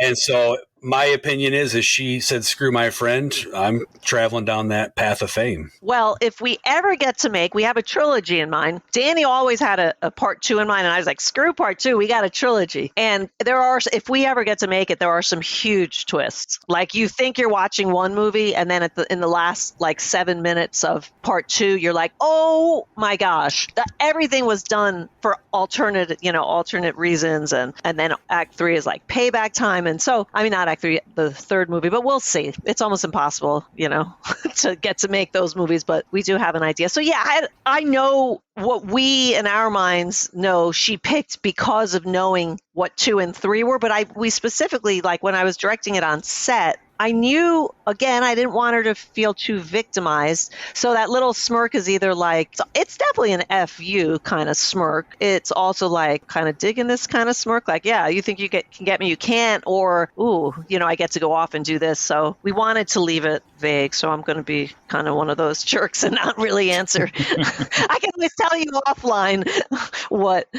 why she picked a certain thing and what that big twist in 2 and 3 would be if we ever get to make them, which I would love to. That's totally fine. Because if anything, I hope that anybody who listens to this episode, that we whet their palate enough to go watch this film. Again, we all kind of live in the mutant chainsaw maniac world, but and this is more on the outer edges of a thriller. But I tell you what, I recommend this movie to anybody. I already have, and a few people within 24 hours have watched it and got back to me like, "Oh, Clint, thanks for not recommending some weird movie from '72 that I'm going to hate. This movie's great." Oh, that's good to know. Yeah, I have to say, like, it's a really hard time right now. People don't realize how bad it is right now for indie filmmakers. Like, it's, in my lifetime, it's never been worse. Unless you're one of those couple of films that wins the lottery and gets into like Sundance and you win like a big award, which we did not, we didn't get in, or South by Southwest. There's like 2 or 3. We got into so many other amazing festivals, and I had like the most amazing year last year traveling to these incredible festivals, hanging out with filmmakers like John and all these great people. It's almost impossible to make money or even get your, people paid back, and because it's so hard to break through. Every week there's so many new movies coming out, and a film like ours without stars, you just get swallowed up. So things like this, and you guys, I was like, what if you guys hate the movie? Because I've listened to your podcast, you're way more horror, and I'm like, I know some of the shitty, reviews we've gotten on whatever are like, we didn't satisfy their horror need. We're down listed as a horror film, and if you're looking for a blood and guts horror movie, we are not your movie, unless you're open-minded and you're like, which you guys make me feel like, what, maybe solid real horror fans would give this a shot. I think they would, because I tell you what, and I'm kind of repeating myself, but there was such a strong story, and you guys littered it with all these cool flips and differences. We didn't just see the same old thing. You could almost, at one point I was watching the film, and it was kind of towards the end where like the phone rings and then the doorbell rings, and it kind of harkened back to some recent screams that we've seen, so there's a little bit enough there for your diehard horror fan to enjoy. And then the fact that it's such a solid story brings it home regardless. I think one of the things we talk about a lot, Jason, Clint, and I, is we are real deep into that 1972 Hollywood chainsaw hookers, but a lot of my family is not into that stuff. This is that horror movie that I can enjoy, and I sat down with my girlfriend last night and watched it because it's horror enough that I will enjoy it, but it's not blood and guts where she wouldn't enjoy it. So you have a great path there where you're kind of feeling the need of horror fans, true crime fans, that middle of the road there that it walks, that will fill both people's imagination and make them both happy. Cool. What's funny about that, Brian, is when I watched this, I thought Jason is kind of our more mainstream mainstay. And I thought this is, and usually we're forcing him to watch, again, some really terrible, awful movie that no one has ever heard of. And so I watch this, and Jason, you popped in my mind. I'm like, okay, this is new, it's fresh, and it's mainstream enough, but not cookie cutter repetitive bullshit. But it's mainstream enough where I thought Jason's really going to like this movie. So I wish I had watched it with my wife, but she was sleeping. She had to work the next day, so I watched it with my daughter, but now I'm definitely going to revisit it with my wife because I feel she'll enjoy it. Well, thank you. That's great. You work so hard. I've been working on this movie for 5 years. It's like crazy. Yeah, it's, not intense full time, but it's been on. I think I first read the script in 2018, and then we spent 10 months, adapting it and just working on it. And I really wanted to, I really thought it's very modern, but we could even make it more. So I think I came up with the whole idea of making it live streaming. She wasn't initially going to be a live streamer. It was going to be more like the, videotape and then bring it home. But I was like, it's so present if she's live streaming, because also it screws her up because she's like, I can't deliver my show tonight. Everyone's waiting for it, which makes her feel like it has to be even better. Explains why there's no Wi-Fi, and it just kind of opened the door to do a lot of things by making her a live streamer. Well, you already answered my last question that was going to be about the sequel. You covered that, so we're eagerly anticipating more. I do want to kind of switch gears here real quick. I saw a mention in the credits, and it was in memory of John Andrew Gallagher, and I saw that was the one acting credit I mentioned earlier on his short. So I was curious who John was, if you don't mind me asking. Yeah, no, not at all. He is pretty legendary indie New York City filmmaker. He was also an acting teacher, and he was just such a big-hearted guy that loved actors and loved filmmaking. And he was an encyclopedia of film. He could tell you like who was the boom operator and grip on like Rear Window. Like he just had this mind of film, and he knew shots. He was a mentor of mine. The very first films I produced were his. He was a director, and he gave me a shot. And so I traveled the world with him, going to festivals. And he was on a podcast that Danny heard and said, oh, I want that guy to help me make my movie. And she called John or emailed him, got a hold of him. And basically, Danny, it's so funny, when she first started down the road of getting this movie made, she had, been an actress and had done her YouTube series, but, hadn't produced a film or been a big part in a film yet. She really thought, we're going to make this movie for $100,000 and we're going to start shooting in 6 weeks. So she calls John, and John is like, well, first off, I can't switch gears and go right into pre-production and making the movie with you, but you should have a woman anyway, and you should talk to Sylvia. So we spoke immediately. I read the script and I was like, okay, well, first off, there's no way we're shooting in 6 weeks, and there's no way we're making this movie for $100,000. We spent almost that just on the visual effects. And I said, look, you could make a movie in 6 weeks for $100,000, but that's not the movie that I would want to make. And fortunately, we saw eye to eye on that, because I can't imagine. Also, I'm too far down the road to ask people to work for free on a feature, something if you're doing a short film or something. And I just knew that in today's world, if kids are going to be like, oh, that's bullshit, if the graphics look like crap, if, we could have spent more, but, we had a great Wild Union Post, this amazing post house in Brooklyn that does visual effects. Alex Noble. To any filmmakers that are looking for visual effects, talk to Alex Noble. But yeah, so John introduced us. The sad thing is he passed, before he didn't get to see the film, but he was one of those guys that saw the very first cut of the footage we shot with Luke Cook. So he got to see a rough cut of like 50 minutes of the movie. So he did get to see some of it. But yeah, we lost him tragically almost 2 years ago. Great guy. Just so you know, I'll be the scab and work on your next feature for free. All right. Ooh. I'll let you know. Where do you live? Where are you all from? So I'm from Michigan. Okay. And guys? I'm in Illinois, like Iowa-Illinois border. Yep. I'm 3 hours south of Chicago. Clint's about 6 hours away from us, but I'm only about an hour from Jason. Oh, nice. Yeah, I kind of really want to get out northwest. I love the Pacific Northwest. I love hiking and woods and mountains. And yeah, you had talked about John Iceberg. He's about an hour and a half from me. He's in Bloomington, Champaign area. So, oh, neat. Okay. A lot of people here, New York, Chicago, and I'm gifted because I have friends in Iowa that do film, and John's in Illinois, and there's just a big indie community out this way. I'm actually going to a film festival that's a short film festival next week that my friend puts on. So, oh, that's great. Yeah, there's such amazing festivals across the country. Well, across the globe. I mean, there's a lot of great festivals in Middle America, and film festivals are so much. And I will say, so the next movie that I'm developing right now, way more horror. It's more straight horror. But not to say that I don't want to do any dramatic films. It also is not a slasher, but it's a more straight horror with more horror elements throughout. Well, I was going to say that based off your filmography, I don't see you slowing down anytime soon. I was going to ask what is next for Sylvia Caminer. It Walks Among Us. I'm doing it with a great producer, a guy named David Higgins, who produced one of my favorite films, Hard Candy. Have you guys seen Hard Candy?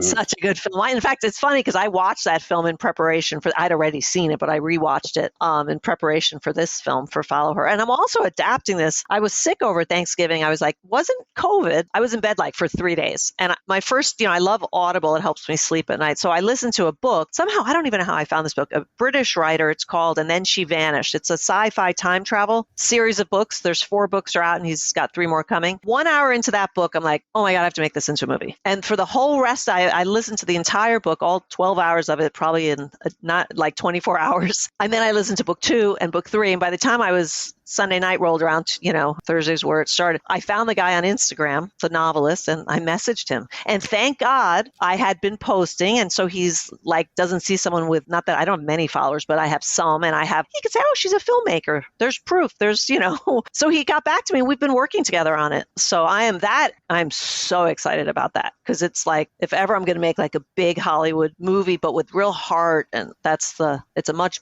more expensive film, but it's not crazy expensive. But yeah, so we're hoping to have the script finished by very soon. We can't really do much because of the writer's strike. We're not going to talk to any struck companies. I'm definitely in support of the writer's strike, and God forbid SAG strikes, So we're kind of at a place where we're going to have to stop and just sit tight. Even though we're not in the guild, we're still going to respect that. But I think hopefully that'll be over soon.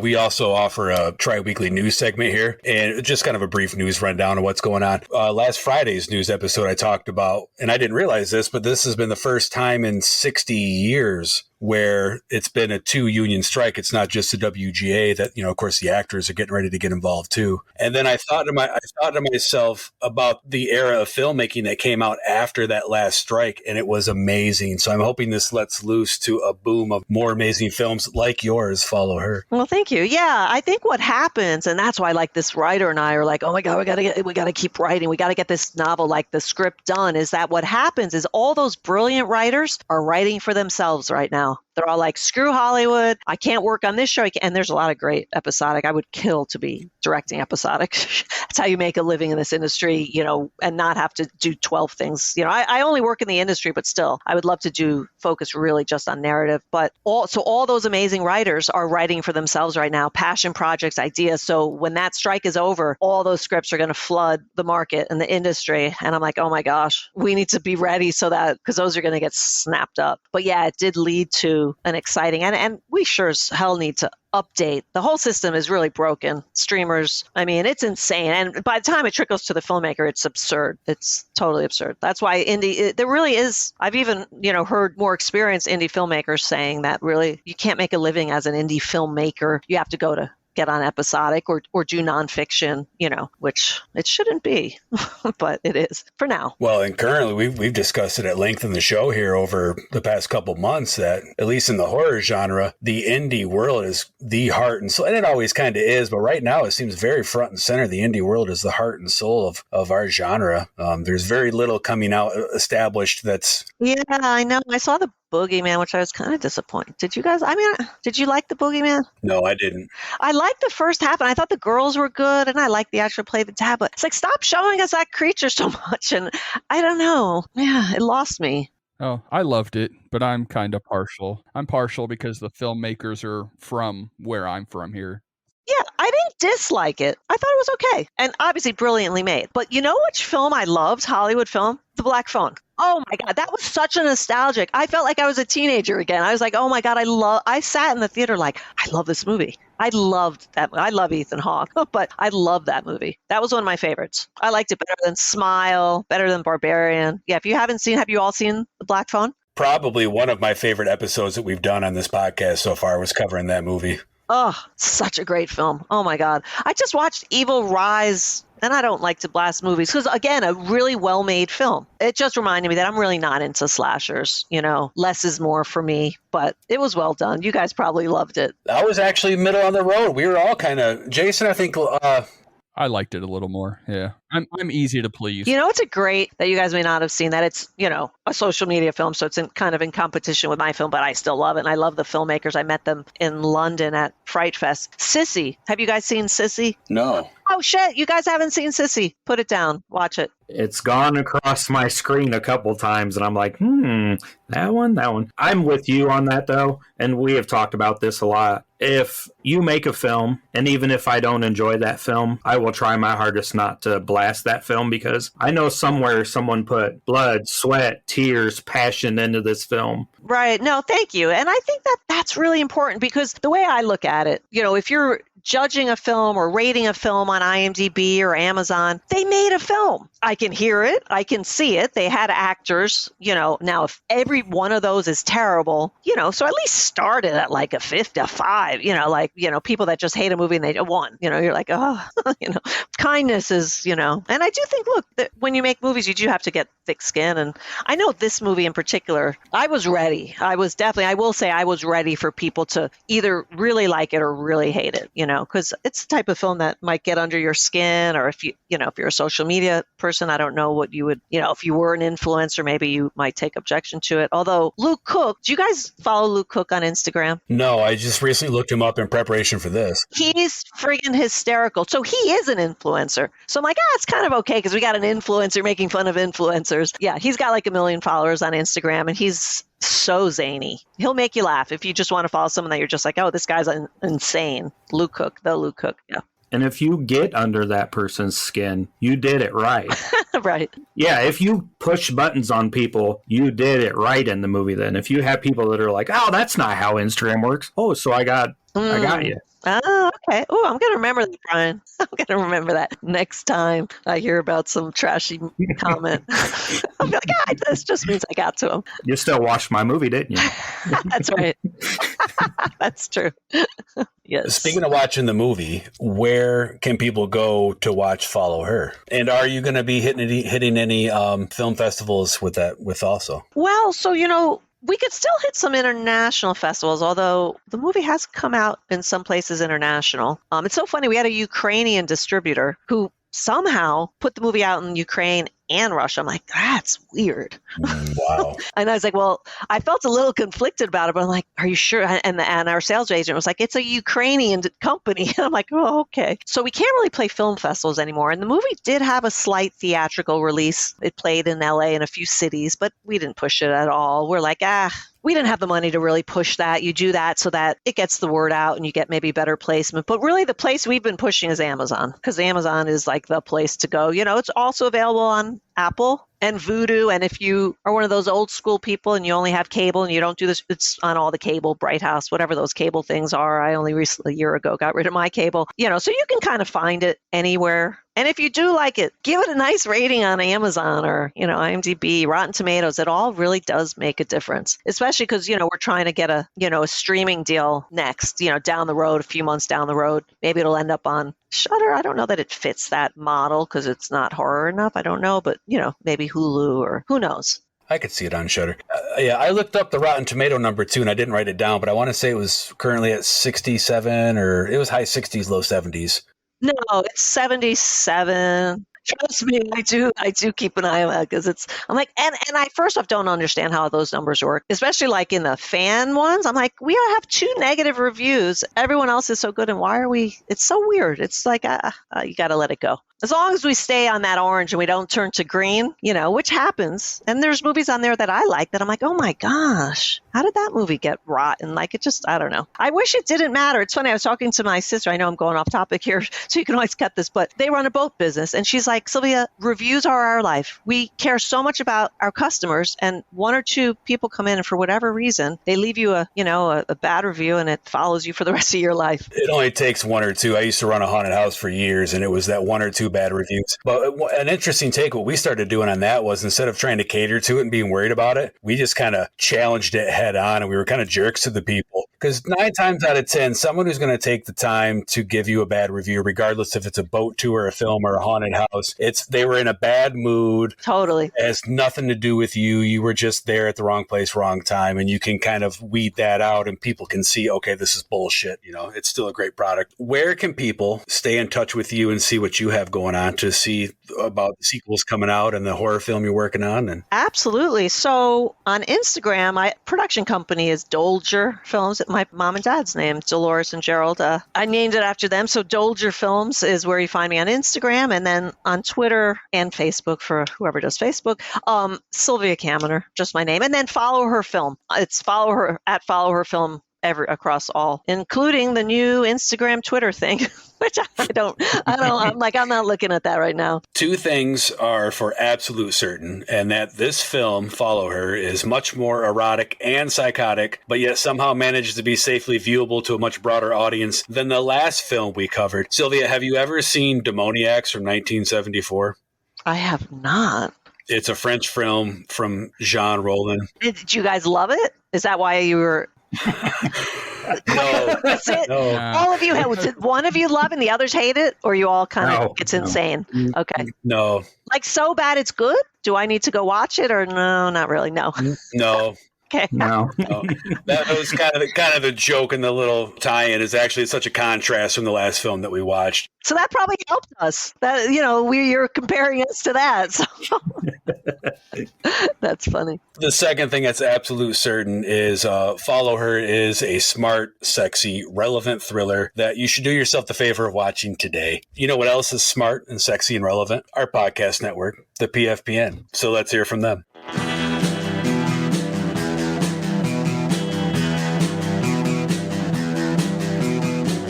You're listening to the Prescribed Films Podcast Network, home to hundreds of hours of free podcast entertainment.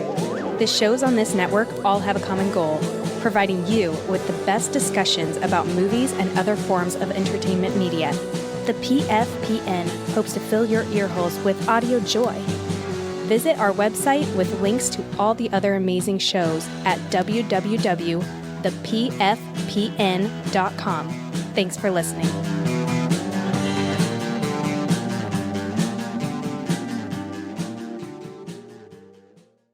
So now that we've heard from our podcast network, it's time for This Day in Horror History. A date which will live in infamy.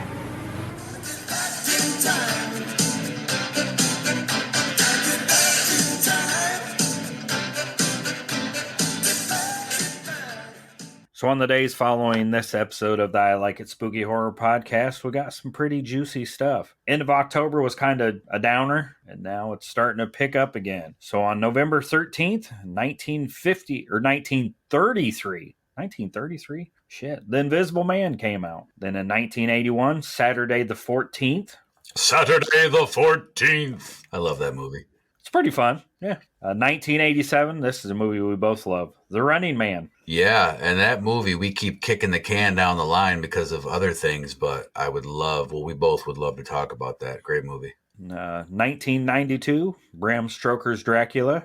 1998, I Know What You Did Last Summer. It's one of those 90s, we tried to get the slasher genre going again. I mean, it had 3 or 4 offshoots after the fact. I loved Urban Legends. Of course, Scream was massive. There were some other ones that aren't coming to mind, but I remember there were others that I enjoyed that I just I could not get behind that franchise. And Urban Legend didn't get several sequels, did it? I think there's 3, but I think as it went on, I think it kind of got more indie. It was just kind of people, like, no one wanted the rights, no one wanted the namesake, so someone bought it and said, I'll put this out, Direct to video or something like that. Yeah, the second one was, like, specific, like, I think it was Urban Legends Bloody Mary, I think, or something like that. And then the third one, I don't even remember. And then, in 1935, November 13th, 1935, Tom Atkins is born. Halloween 3, Creep Show.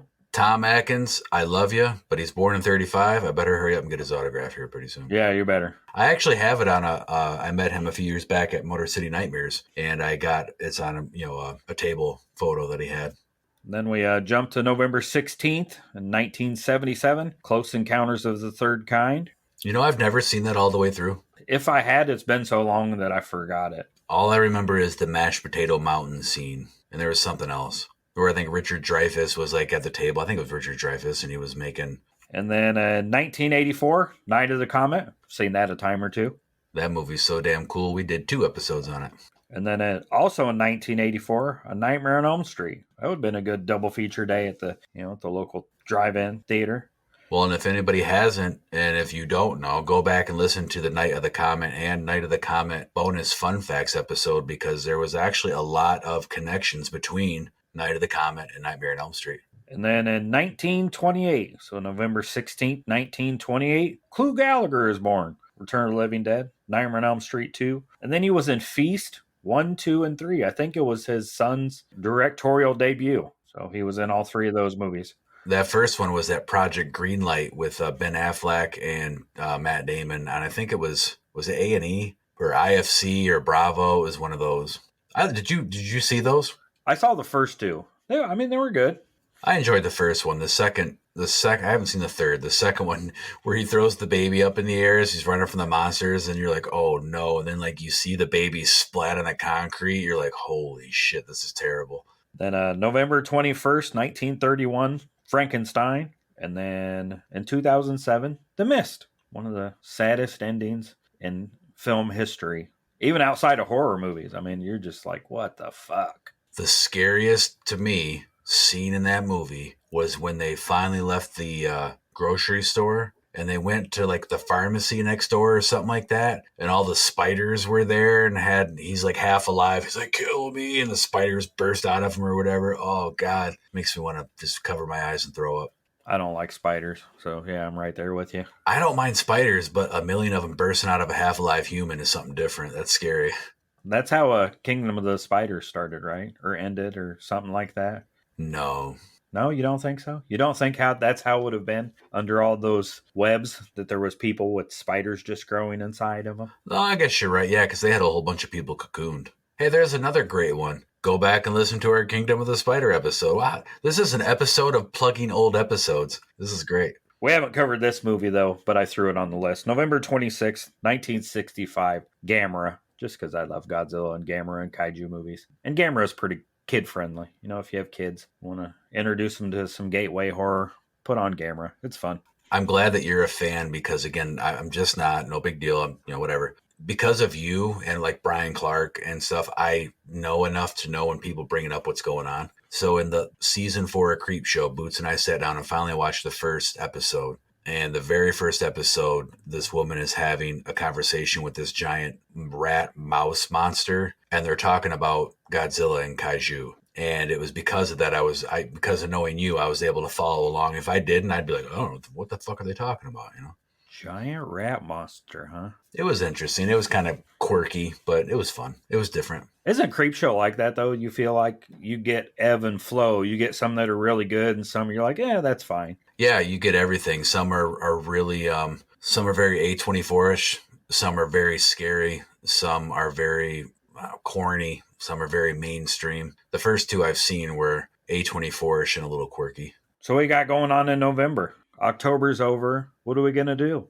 I don't know. Let's find out what's going on.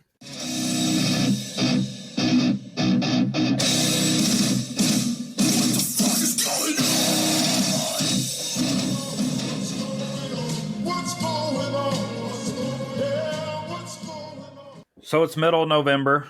Thanksgiving's coming out soon. That'll be fun. The Eli Roth fake trailer made into a movie. Other than that, and I know this isn't really horror, but the Orpheum is showing The Muppet Christmas Carol on November 17th. Christmas Carol's got the ghosts in it, man. Oh, yeah. And I love the Muppets, so it's free. I'm going to go see that. Tiffany's like, I don't know that I'll go. I was like, I am going. I love the Muppets. Other than that, really have anything. I wonder if Uncle Deadly from the Muppets is going to play one of the ghosts.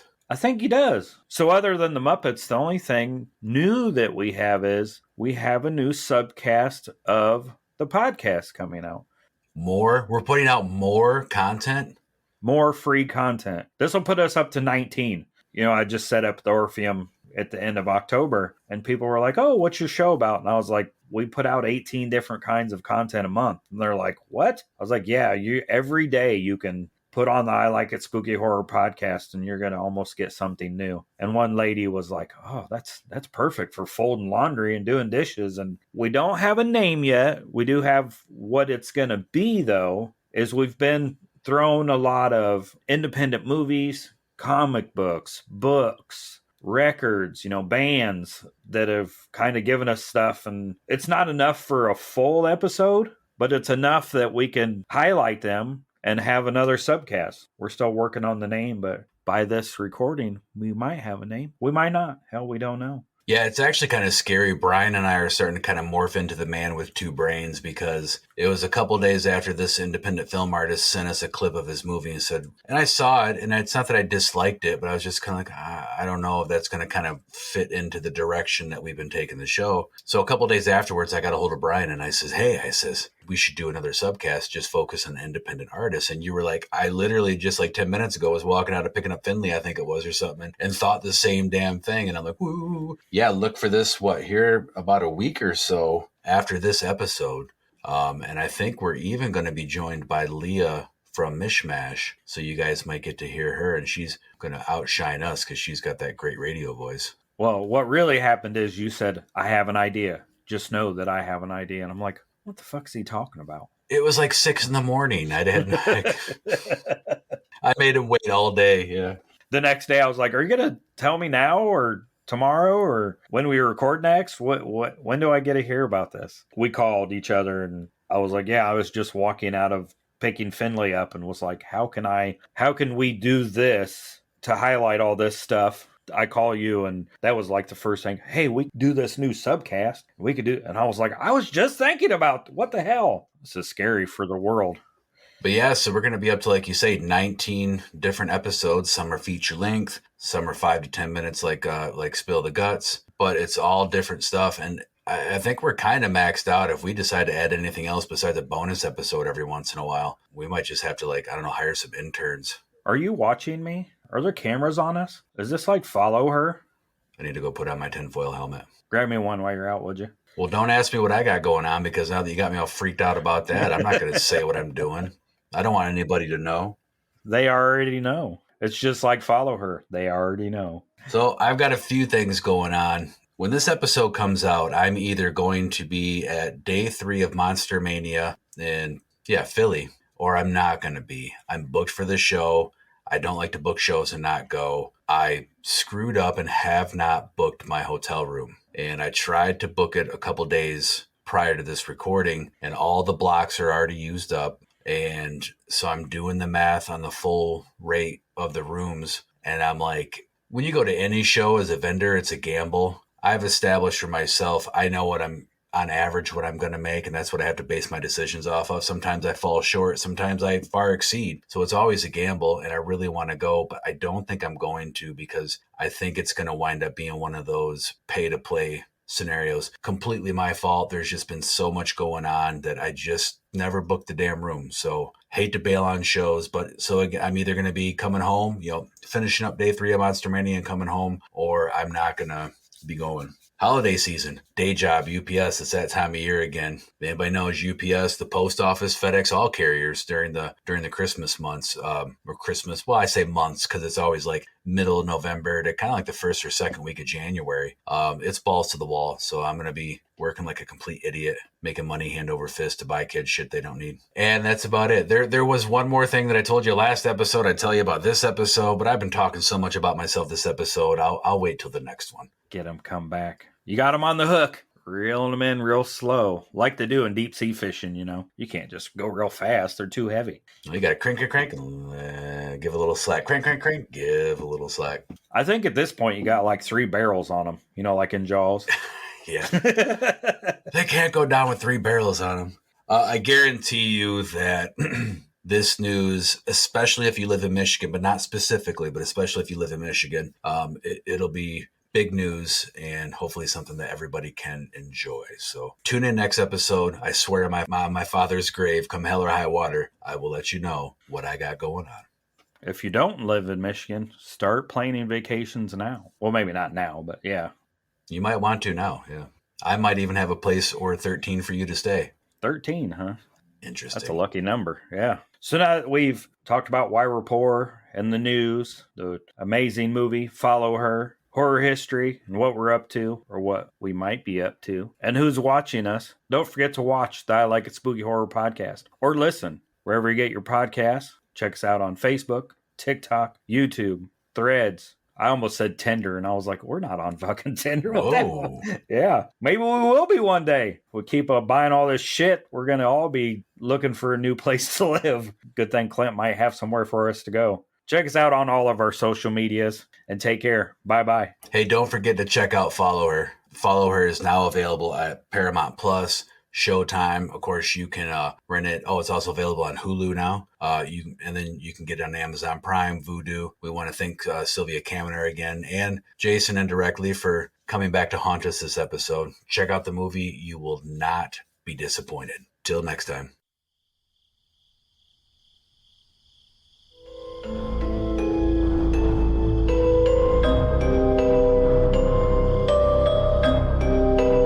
Hey, what's wrong with you, man? Show some fucking respect for the dead, will ya?